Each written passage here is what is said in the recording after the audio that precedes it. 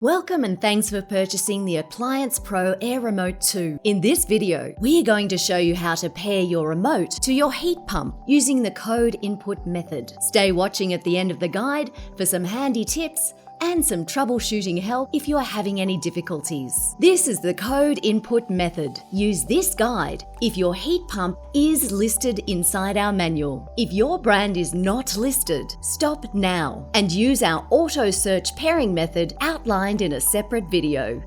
Okay, let's start by adding some fresh batteries. Slide the front panel completely off to reveal the battery cabin. Slide cover back on. Now, let's look at the brand code list. Each brand has a series of 4-digit codes that we will input and test one by one until we find the code that works for your heat pump. Importantly, if your brand has a range of numbers separated by a dash, this means you'll need to try each of the numbers in this range. In this example, you will need to try 0127, 0128, 0129, 0130, right through to 0137. Now, let's get familiar with the keypad under the front flap. We will be pressing the small numbers on the bottom left of each key to input our potential codes. After inputting a code, we will test it by sending an on signal to the heat pump. To send an on signal, press the power key once. When there are 2 temperatures on the screen, you have successfully sent an on command. One temperature on the screen indicates your heat pump is off. Another press sends an on signal, which turns a heat pump on. Now we are ready to pair up. In this example, we are using a Toshiba unit. Looking at the Toshiba codes, we will start with 0107. To start, use one quick press of the select key. Now the code area flashes on the bottom of the remote display, and we enter our code 0107. Now press the power key once or maybe twice to send an on signal. Okay, nothing happened, which just means 0107 wasn't the right code. We will have to try another code. Here's a tip. Because our Toshiba unit is a very new model, generally that means a higher code number. For older models, try lower numbers. So let's try 1643. Press the select key quickly again.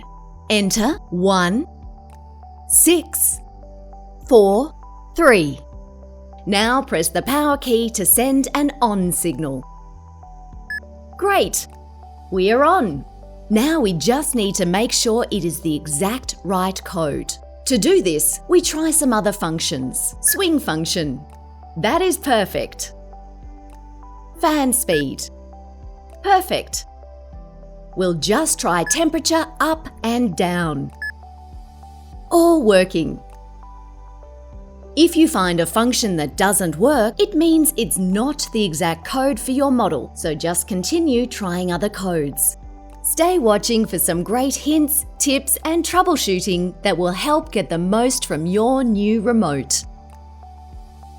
In rare cases, a heat pump might turn on but not off, but this just means it isn't the exact code. Just continue trying the other codes. Test each code with an off signal, as a successful code will turn your heat pump off, not on. If the remote display shows Fahrenheit, to change back to Celsius, simply press the CF key.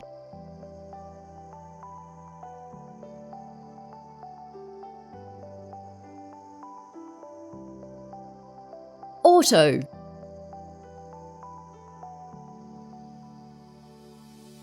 Cooling. Dehumidify. Fan only. Heating. Here are some common solutions if you have tried all of your brand codes with no success. Check power to your heat pump. Are you 100% sure it is connected? Are there lights or a display indicating that there is power to your unit? Is the heat pump power switch in the on position at your switchboard? Does the unit start manually from the indoor unit with no remote? Some units need to reset. Just turn the heat pump off and back on at the switchboard. Check batteries and replace if the backlight is not a bright white color. If you have tried all of your brand codes and all of the troubleshooting with no success, we suggest you try the auto search pairing method covered in a separate video. Want to save money and control your heat pump from anywhere? Have a look at the new Sensibo Sky Wi-Fi controller on our website.